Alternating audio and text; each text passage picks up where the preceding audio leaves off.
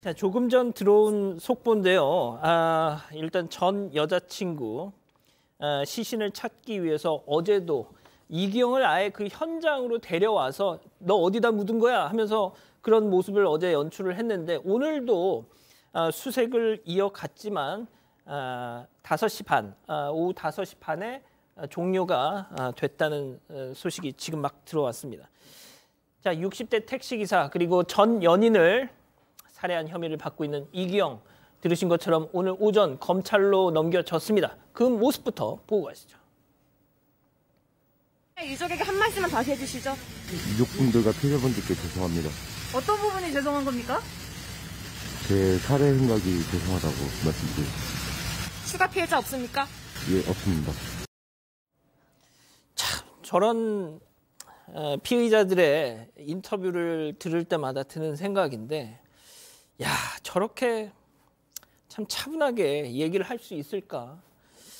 참 놀랍습니다. 자, 일단 오늘 아침 이기영의 표정 좀 정리 좀 해주시죠. 네, 저게 오늘 오전 9시쯤의 모습인데요. 이 경찰서에서 검찰로 이송되는 과정에서 이 취재진 앞에 저렇게 모습을 드러낸 겁니다.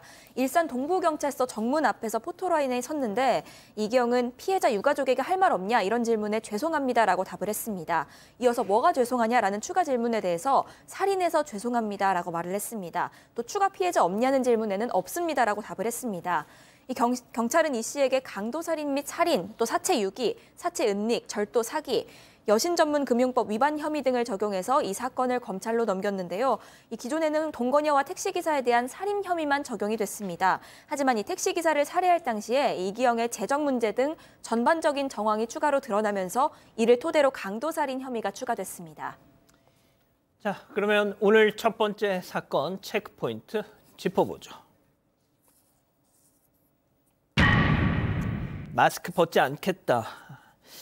어제 양지열 변호사님은 출연을 하셨으니까 제가 했던 얘기 기억하실 겁니다. 아마 마스크 안 벗고 나올 것이고 그냥 고개를 푹 숙일 것이다. 그래서 사실상의 신상 공개 효과가 거의 없을 것이다라고 제가 얘기를 했는데 자, 박 변호사님. 딱 그렇게 됐습니다.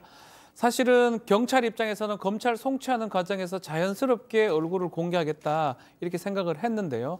이제 얼굴을 공개하는 것, 특히 마스크를 쓰거나 고개를 숙이는 거를 고개를 들게 만들고 마스크를 못 쓰게 하는 거, 이거 자체는 좀 어렵습니다. 특히 이기영 자체가 가족한테 알려지는 게 두려워서 마스크를 쓰겠다고 해서 고집을 하는 바람에 경찰이 관철을 할 수 없었고요. 이러다 보니까 신상 정보가 지금 공개가 된 상황이고 얼굴이 공개된 상황인데 후보정된 옛날 운전면허증 사진하고 지금 눈만 봐도 좀 다른 것 같거든요.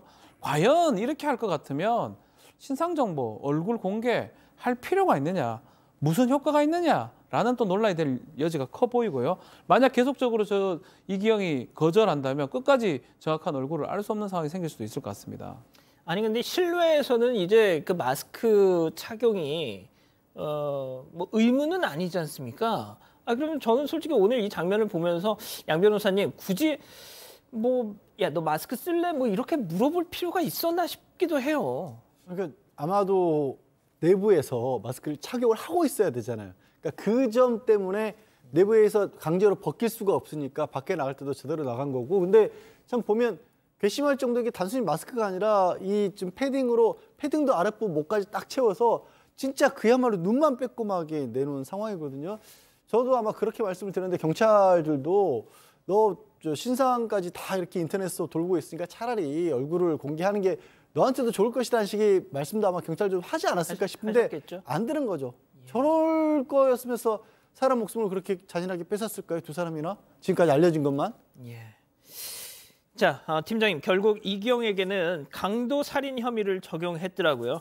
뭐 저희가 뭐 가당치도 않은 얘기지만 저자는 계속 그동안 우발적인 범행이었다 주장을 했지만 뭐 아니죠. 당연히 아니죠. 왜냐하면 이기영 피의자가 뭐라고 했냐면요. 그 합의금을 과도하게 요구하니까 우발적으로 주겠다 하는 이유가 있습니다. 왜냐하면 처음에는 경찰에서도 살인을 했다가 이 강도살인으로 바꿨거든요. 내용은 살인죄라고 한다면 5년 이상 무기징역 아니면 살인을 사형을 시킬 수가 있는데 강도살인일 경우에는 무기징역이나 사형 두 개가밖에 없어요. 그러니까 죄가 커지는 거죠. 요거를 의식했던 것 같아요. 따라서 이기영이는 어쨌든 간에 자기는 우발적으로 해서 그 죄의 형량을 낮추려고 노력했던 거고 그런데 이기영 피의자의 소지품을 확인했더니 현금이 한 45만 원 정도가 있었고 그 통장에는 한 17만 원 정도가 있다고 좀 내가 알고 있거든요. 그렇다고 한다면 62만 원밖에 안 되는데 사실 그걸로 합의금을 주기는 너무나 작은 숫자이기 때문에 이기영 피의자가 택시 기사분을 일부러 집을 이용해서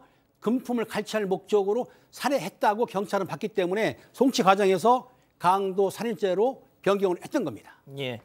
아까 이제 양 변호사님하고 마스크 미착용 뭐 이 얘기를 했지만 말씀하신 것처럼 경찰은 권고를 했지만 이기영이 이걸 거부하면서 지금 보신 대로 저렇게 오늘 카메라 앞에 모습을 드러냈습니다.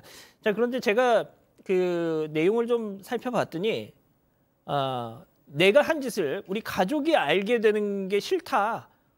이러면서 얼굴 공개를 이게 마스크를 못 벗겠다고 버텼다는 거예요. 양 변호사님, 제가 그래서 오윤성 교수님한테 방송 들어오기 전에 한번 여쭤봤습니다. 도대체 저번에도 그랬어요. 그 우리 아버지, 우리 부모님이 이거를 알까 두렵다. 그리고 또 그 마스크를 안 벗는 것이 가족에게 나의 이 범행이 알려지는 게 꺼려진다. 오윤성 교수님 말씀은 뭔가 성장 환경에서 자기 부모에게 뭐 학대를 당했다거나 뭔가 좀 그런 게 무서움이나 두려움 같은 것들이 아직까지도 남아 있을 수 있다라는 지적을 하신 것 맞습니다. 같고요. 저도 정상적이지 않은 것으로 보입니다. 왜냐하면 이기영이 국내에서도 음주운전을 2번인가를 적발이 되면서 불명예 제대를 했지 않습니까? 그 이후에 직업도 갖지를 제대로 못했었고 부모님 신세를 지면서 그동안도 뭐 전전긍긍하면서 살았던 거예요. 그게 그러니까 군대에서도 주체를 못할 정도로 술을 마셨다라는 것부터 시작을 해서 이후에 정상적인 사회생활을 하지 못했던 게 아마 어린 시절에도 뭔가 문제점이 있지 않았나라는 추정을 오 교수님도 하신 거고 저도 그런 가능성도 충분히 있다라고 보는데요. 문제는 그러면서도 외부에는 사실 막 부풀렸던 겁니다. 이게 그러니까요. 이기영이 본인은 막 돈도 없으면서 주변 사람들에게 뭐 결혼도 이미 2번이나 했었고 뭐 또 자녀도 있고 돈도 많다 이런 얘기를 했다라는 거 이미 보도가 되는데 네. 가장 제가 어이가 없었던 건 너 돈 노리고 지금 사람들 해친 거 아니냐는 식으로 경찰에 추궁을 했을 거 아닙니까? 예. 그랬더니 경찰에게 한다는 얘기가 내가 회사 돈 횡령해가지고 4억 원을 쌓아놓고 그걸 저 동건이한테 생활비로 주고 살았다. 경찰에게까지도 이런 거짓말을 했다라는 거예요. 황당한 얘기잖아요, 사실.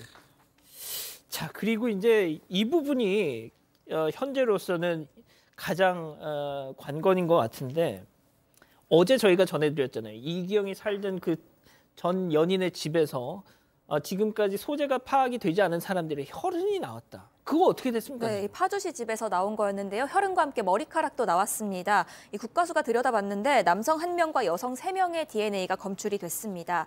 특히 혈흔에서는 여성 2명의 DNA가 검출이 됐는데 경찰이 이를 토대로 해서 이 신원 대조 작업을 진행하고 있습니다. 이 집을 방문한 여성들은요, 지금까지 알려진 거로는 현재 여자친구 신고자죠. 이 여자친구와 잠깐 교제했던 또 다른 여성이 있습니다. 또 청소 도우미 그리고 이 씨의 어머니 등으로 알려지고 있는데요. 이기영의 어머니 같은 경우에는 이기영이 경찰에 체포된 이후에 물건을 챙기기 위해서 집안에 들어갔던 겁니다. 또 일주일간 이 집에서 동거했던 여자친구가 있습니다. 이 경우에는 최초 신고 여성도 아니고요. 살해당한 전 여자친구도 아닙니다. 제3의 여성인데 인물이 많아서 좀 추가로 설명을 드립니다. 이기영은 여성을 살해하고도 매달 12번씩 이 외부 인력을 불러서 집안을 청소해왔던 것으로 확인이 됐습니다. 이런 여러 증거와 정황 등을 좀 종합적으로 고려해보면요. 범죄 피해자가 추가로 있을 가능성은 현재까지는 낮은 것으로 경찰은 판단하고 있습니다. 자, 박 변호사님, 네. 어제 저희가 방송을 하면서 이기영이 전 연인의 시신을 버린 위치에 대해서 처음에는 강에 버렸다 했다가 네. 땅에 묻었다라고 진술을 바꿨다.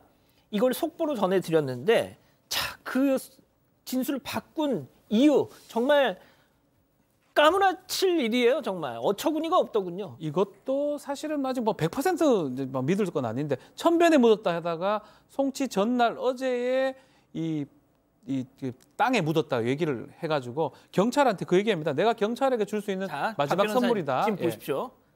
방금 손 막 왔다 네. 갔다 하는 거 봤죠? 지금 지가 본인이 지목을 하고 있어요. 예. 그러면서 그런 얘기까지 해요. 자기가 밤에 땅 파느라고 죽는 줄 알았다. 경찰이 야 이상하지 않느냐 왜 이렇게 말을 하느냐고 하니까 정확하게 그 지점을 위치를 지목하면서 밤에 땅 파느라 죽는 줄 알았다라고 하고 경찰이 그래도 좀 이상하지 않냐 하니까 계속적으로 자기가 나중에 현장에 와서 시신 역시 유출되지는 않을까, 범행이 발각되지 않을까 계속 체크했다면서 본인이 스스로 펄펄 뛰었다고 얘기를 하고 있거든요. 사실은 이것도 사실 100% 믿을 수는 없는데 어쨌든 간에 수사에 좀 혼선을 계속 주고 있는 그런 상황입니다. 자, 방금 박 변호사님 말씀 중에 제가 끼어들면서 약간 박 변호사님이 강조를 못 들으신 분들도 계실 텐데 그랬다는 거예요, 팀장님. 경찰한테 형사님들 제가 경찰에 줄 수 있는 마지막 선물을 하나 드리겠습니다 하면서 실은 제가 강에 안 버리고 땅에다 묻었습니다 했다는 거예요. 야, 진짜 팀장님, 만약에 팀장님이 이경을 취조하고 있었던 상황에서 이런 식으로 거들먹거렸다.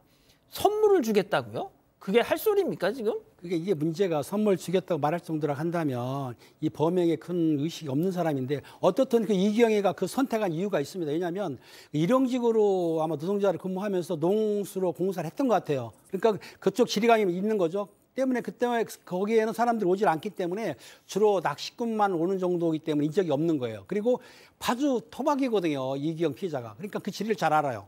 그래서 이제 경찰이 물어봤던 거예요. 왜 하필이면 강가에 묻었냐? 처음에는 버렸다고 했는데 그랬더니 내가 배관공으로 일했기 때문에 내용을 잘 안다. 그래서 강가에 묻었다고 하는데 실제적으로 강가에 묻었을 경우에는 그게 유실될 위험도 있거든요. 그러니까 지금 이기영 피해자의 말이 100% 확인이 되지는 않는 거예요. 경찰에서는 지금 구체적으로 진술을 하니까 이곳에 묻었을 것이라고 해서 수색하고 있지만 요게 4일이나 5일 일주일 내에 발견되지 않으면 이번도 이경희가 거짓말했다고 볼 수가 있는 거예요. 때문에 경찰에서는 뭐 송치를 했지만은 사후 수사를 해가지고 시신을 꼭 찾아야 될 것 같습니다. 자, 지금 나가는 영상이 양 변호사님, 그거 다시 한 번만 좀 보여주세요. 어제 경찰이 야 도대체 어디다 묻은 거야 하면서 이경을 직접 저렇게 현장으로 끌고 와서 야 직접 네가 찍어봐 했단 말이죠. 불삭기하고 수색견까지 동원을 했다라고 합니다. 그런데 찾지를 못했고요. 저렇게 손가락으로 가리키다가 내가 직접 내려가서 한번 찾아보겠다 이렇게까지 말도 했다라고 합니다. 이게 지난 여름에 지금 시신을 묻은 것으로 그렇게 알려져 있는데 그때는 흙바닥이었지만 또 비가 오고 현재 물가잖아요. 또 꽝꽝 얼어 있습니다. 그래서 오늘 수색도 찾지를 못하고 종료가 됐다라고 합니다. 참, 아까도 말씀드렸지만 제가 경찰한테 드리는 마지막 선물입니다. 참 그런 오만방자한 얘기를 사람을 지금 현재까지 확인된 바로는 2명을 살해한 연쇄 살인마가 그딴 소리를 하고 있습니다. 자, 그런데도 또 정작 얼굴을 야, 너 마스크 벗을래 하니까 벗지 않겠다고 하면서 자기의 얼굴은 꽁꽁 감싸고 있습니다. 참 이게 진짜 이경의 맨 얼굴을 이젠 참 이 여론도 그런 것 같습니다. 여론도 오기가 생기는 것 같아요. 이경의 맨 얼굴을 꼭 보고 싶다는 말이죠. 지금 뭐 국회에서도 관련법 개정안이 발의가 되면서 이번 사건을 계기로 어떻게 보면 신상 공개에 대한 이런저런 법적, 제도적 정비가 이루어질 걸로 보는데 계속해서 좀 보겠습니다. 첫 번째 사건 마무리하고요. 아직 안 끝났습니다. 이거 눌러주세요.